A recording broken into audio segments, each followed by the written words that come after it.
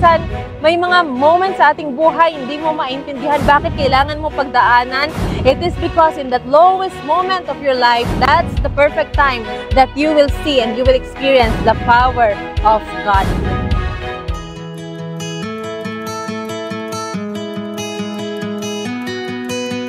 Hi everyone!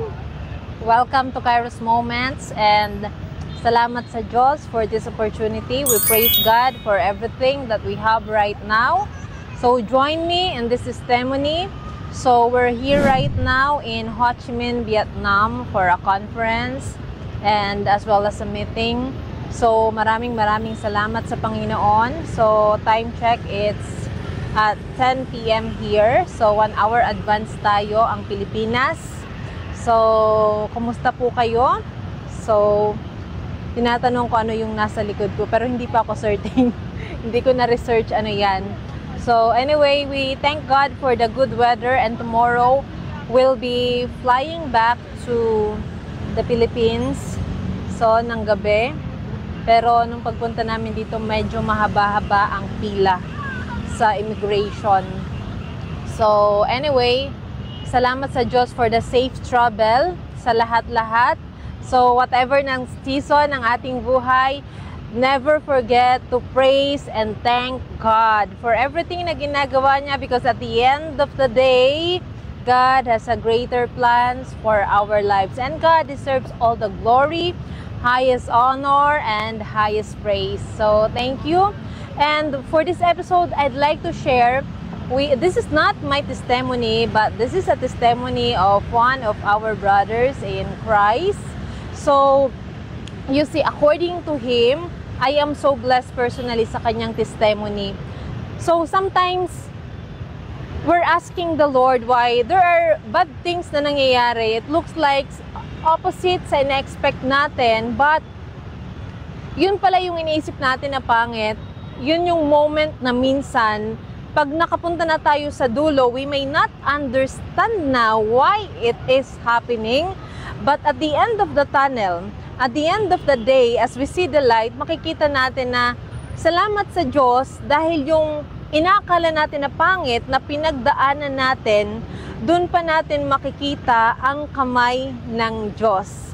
So, according doon sa kausap namin, kaya it is always nice, I always encourage each and everyone to have fellowship, lalo na kung ikaw may pinagdadaanan. Ask the Lord who is the right person na makausap. Kasi iba yung may nare-receive tayo, may kinakain tayo, hindi lang physical food, but also spiritual food that we are receiving from our brothers and sisters na talagang may mga testimony, something na naka-encounter sa Panginoon, na pinagdaanan nila ito na pangit, pero yun pa pala ang moment na ipagpapasalamat sa Panginoon. Now, let me begin his testimony at hiniram ko to sa kanya. Now, according to him, he experienced a bankruptcy in his business. Pero sabi niya, kung may sobra siyang pinagpapasalamat, sometimes na hindi natin maintindihan, it was the moment na naranasan niya ang bankruptcy sa kanyang business. So most of us, pag nakaranas ng ganon, it looks like what we're asking the Lord, God, bakit ito nangyayari sa amin? Bakit kailangan ito pagdaanan? But according to him, sa dulo nung pangyayaring yon, it was during that time na mas lalong na-experience niya ang kapangyarihan ng Diyos sa kanyang buhay, at mas nakita niya how God moved in his business and his life. And through that bankruptcy, he realized everything that his business and everything that he has, it was nothing without God. And it was during that time na mas nakita niya ang liwanag sa kanyang buhay, na maybe bankrupt ang negosyo, but for as long as you have God, hindi siya katapusan ng mundo. Hindi mag-i-stop ang buhay mo. Because at the end of the day, God will always rescue you. The God whom you trust, the God whom you worship, the God whom we honor, at the end of the day, we will always praise the name of God, because He will always protect us. and He will always restore us. So sabi niya, sobrang salamat sa Diyos. By the way, hindi siya Pilipino.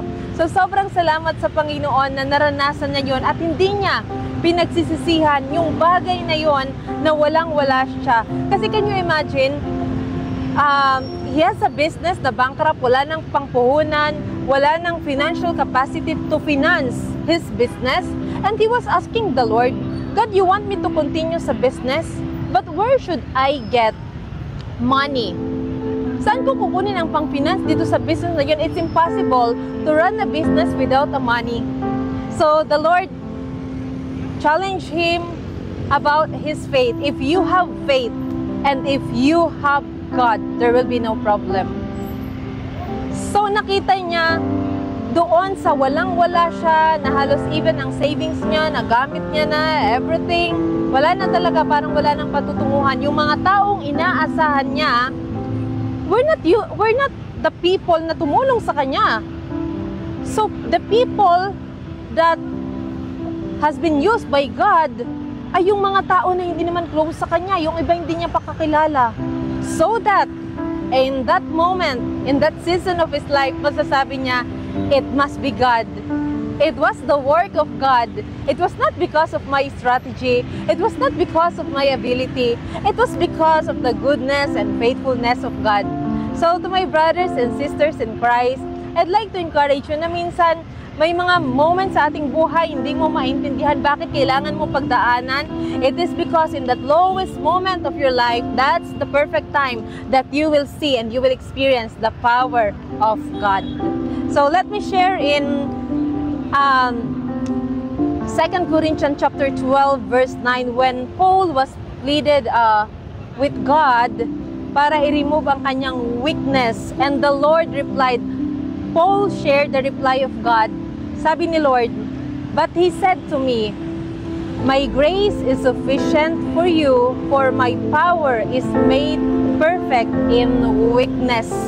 So, mas lalong nare-reveal ang kapangyarihan ng Diyos sa ating buhay, lalo na in the lowest point of our life. Lalo na kapag nangihina tayo, let the strength of God be our strength na mag-manifest sa buhay natin, na mas lalo ma-magnify kung gaano kabuti ang Panginoon. Kasi minsan in our strength, sometimes we're saying that it is because of my strength, it was because of my ability, it was because of my strategy. Pero yun pala, pag naranasan natin yung walang-wala ka na, yung wala ka ng matakbuhan, yung wala ka ng malapitan, yung nakukorner ka na sa buhay, tapos masasabi natin na pag nakasurvive tayo sa moment na yun, not only surviving, but talagang thriving, and nakarecover tayo, masasabi natin na we will be so humble enough to accept na ang totoo hindi naman talaga ako yun eh.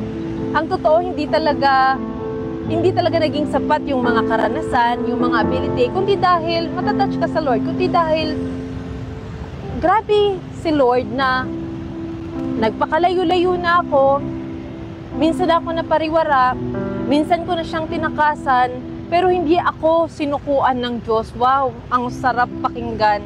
Wow, ang sarap maranasan na minsan takbo ng takbo tayo sa buhay, na feeling natin kaya na natin makasurvive without Him. Pero ang grace ng Panginoon, sobra-sobra, sapat na sapat sa ating buhay, nag-overflow pa, na kahit saan pala tayo pumunta, andun ang presensya ng Panginoon, at hindi nagbabago ang pagmamahal ng Diyos sa atin, na kahit na minsan, once upon a time, minsan maisip natin, Lord, parang naging stubborn ako, parang naging mapagmalaki ako, pero sa kabila ng ganun ang ginawa natin, hindi nagbago ang pagtingin sa atin ng Panginoon. We are still children of God, and He remains a loving Father to us. Wow! Ang sarap-sarap magmahal ng Panginoon. Now, to end this, let me share again Philippians chapter 4, verse 13. I can do all things through Christ who strengthens me.